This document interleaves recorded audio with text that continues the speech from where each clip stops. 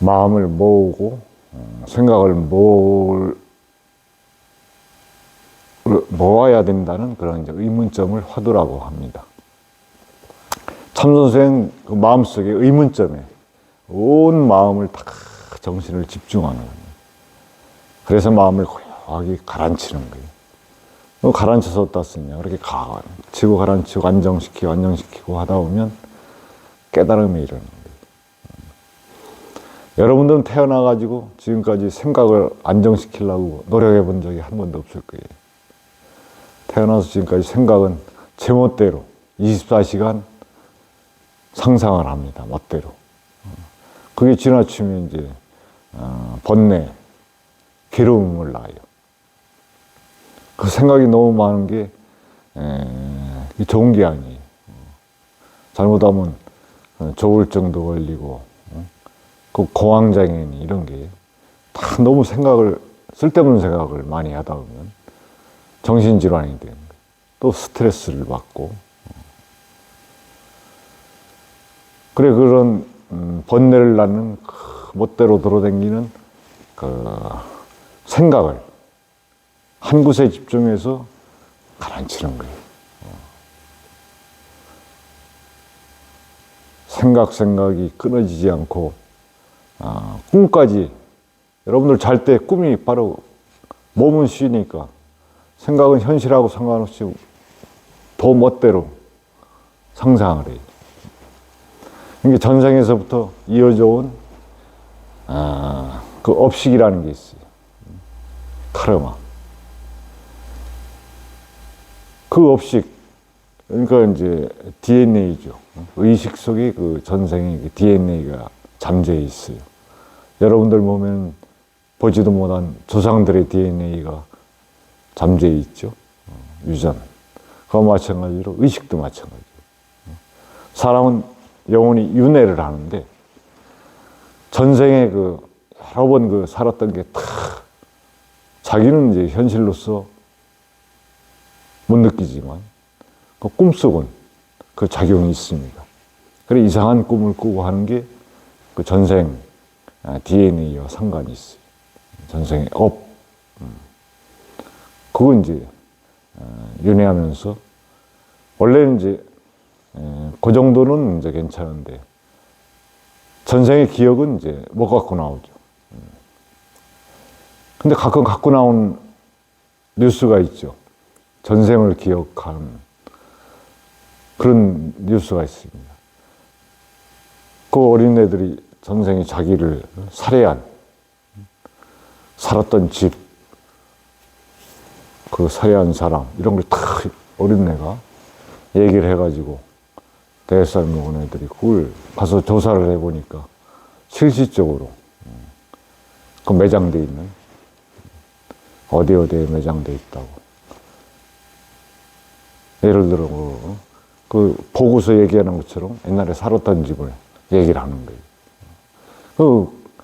그때 이름은 자기가 뭐였고 부모의 이름 누구였다 이런 식으로.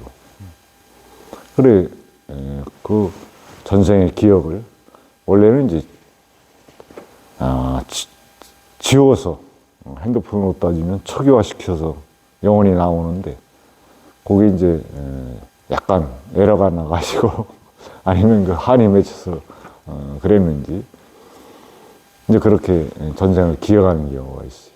심지어 그 전생에 살았던 집에 이 벽 속에 감춰놓은 무슨 장난감 같은 거, 이런 뭐 구슬 같은 거, 이런 거 전생을 기억한다고 해서 부모가 이제 데리고 가보면 그 주소하고 그 집 그대로 맞는 거예요. 그리고 주인은 맡겼지만 그 벽 속에 저기 문고리 옆에 어디를 떼보면 그 속에 내가 감춰놓은 뭐가 있다. 실제 있는 거예요. 그건 전생에 이제 기억을 갖고 나온 경우죠. 그래 기독교사에서는 윤회를 인정 않죠. 전부 그냥 하나님이 영혼까지, 지옥 아니면 천당 딱 두 가지로 보내버리니까. 근데 그러한 이제 전생을 가지고 나오는 그러한 이제 경우가 많으니까 그 영혼이 윤회한다는 걸 안 믿을 수가 없어요. 이제 모든 종교를 떠나서 교리를 떠나서 영혼은 윤회하는 걸로 그래 이제 인식을 하고 있습니다. 또 체면술사가 체면을 걸으면 이제 전생을 자기 입으로 다 얘기하죠. 그와 마찬가지로 그 윤회하는 영혼이 전생의 그 DNA를 꿈속에서 작용을 하기 때문에 엉뚱한 막 이상한 게 보이고 평소에 상상도 못한 그런 이제 꿈을 꿀 수가 있는 거예요. 그렇게 이제 평생 멋대로 움직이는 그 상상, 생각, 의식 그걸 제어가 안 돼요. 그것 때문에 괴로운 거예요. 대인관계에서도 모든 직장생활이나 사회생활, 학교생활이나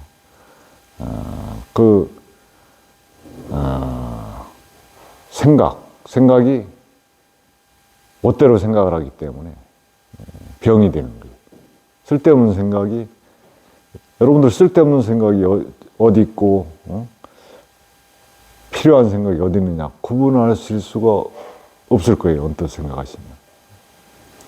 한마디로 쓸데없는 생각이 아주 쉽게 표현을 하면 여러분들 수업 시간에 선생님 쳐다보면서 머릿속에 딴 생각하잖아요. 수업 시간에는 수업에만 집중을 해서 들어야 되는 게 원칙이잖아요. 그래야 공부를 할 수 있고. 근데 실제로는 안 되잖아요. 그게 쓸데없는 생각이에요. 낙서도 하고 그림도 그리고 뭐 핸드폰도 보고 생각은 집중이 안 돼요. 머릿속에 안 들어오는 거예요. 그게 쓸데없는 생각이에요. 사회에서도 살아가면서도 마찬가지예요. 그렇게 쓸데없는 생각을 계속 이어져서 하니까 손해를 많이 보는 거예요. 에너지가 낭비되고. 공부할 때 혼자 수학 문제 한 문제 풀면서도 숙지하면서도 집중이 안 되잖아요. 계속 생각은 딴 데로 흐릅니다. 그 생각을 한 곳에 하나의 의문점에 딱 집중을 해가지고 마음을 묶어놓는 거예요. 거기. 근데 처음에는 그게 이제 힘들죠. 근데 명상이 참선하옵시다. 근데 명상은 영어로 마인드 컨트롤로 번역이 됐잖아요. 마인드 컨트롤을 하면 이해가 빠르죠. 마음을 어떻게 조절하라고 제어한다는 거 아닙니까? 또 그냥 조정한다는 얘기니까. 그러면 이해가 되실 거예요. 어떻게 조정을 하는지 여러분들 한 번도 안 해보셨잖아요. 옛날에 그 뭐 MC 스퀘어인가 그 수험생들이 명상 음악을 틀어놓고 물소리, 새소리 이러면서 공부한 적이 있어요. 요즘도 그게 뭐 유행하는지 모르지만 요즘도 그 명상 음악이 또 있죠. 그러면 마음이 가라앉아요. 자연의 소리 이런 걸 틀어놓고 앉아 있으면. 근데 뭐 꼭 팝송, 재즈, 락 이런 걸 틀어놓고 그런 걸 틀어놔야 또 공부가 된다는 학생들도 있대요. 여러분들은 그렇게 팝송 같은 거 틀어놓고 공부하신 분이 있는지는 모르지만. 그래, 그 생각을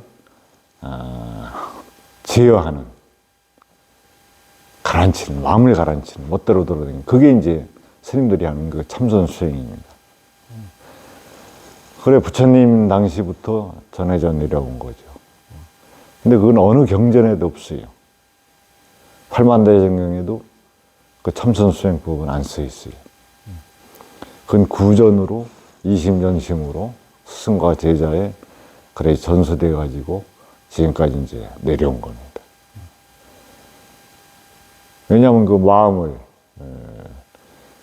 길은 평면이니까, 1차원이니까, 평면이니까 좌우, 앞뒤밖에 없어요.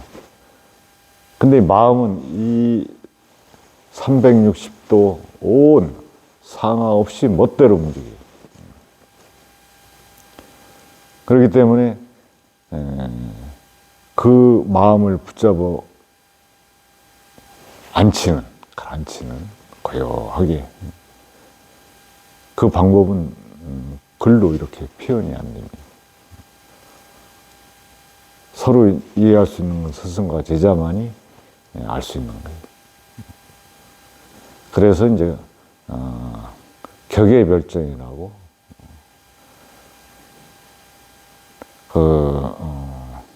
경에도 그 수행 방법은 써놓은 데가 없습니다. 그래 이제 스님들이 참선하는데 명상, 그 인도에는 명상이 이제 정신, 의식, 수행에 발달이 되어 있죠. 또 요가도 마찬가지입니다. 또 이제 불교로서는 참선, 또 도교, 우리 그 도교가 중국, 한국, 일본 이렇게 다른 나라들도 또 전통 도교가 있죠. 그 단군 시대부터 전해 내려온, 말하자면 그 대종교, 지금 이제 대표적인 게 대종교라고 있어요. 단군 그 홍익 사상을 가리키는, 수행하는, 수련하는 그 도교의 경전은 이제 천부경이라고 있습니다. 80알 한자로 된. 그쪽에서 이제 단전오부이조의 그 수행을 합니다. 근데 그 깨달음을, 불교의 가르침은 그렇게 마음을 가라앉혀서 목적은 이제 부처님과 똑같은 깨달음을 얻기 위한 겁니다. 모든 종교는 유일신이죠. 대부분. 그 힌두교 명상도 그 힌두교 많은 신이 있지 않습니까? 신과 소통하는 정도예요. 깨달음이라는 게. 그 신의 경지까지는 못 갑니다.